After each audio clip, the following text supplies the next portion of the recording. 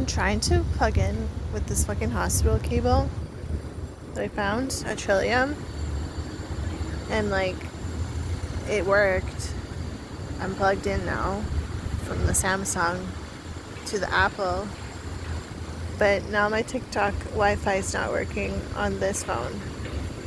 I think that's really fucking strange. Like I just filmed really valuable content and it just fucking disappeared.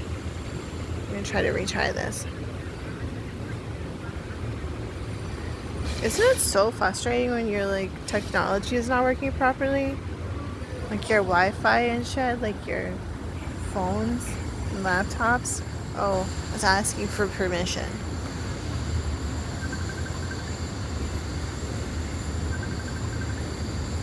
Okay. I hope nobody sends me anything weird.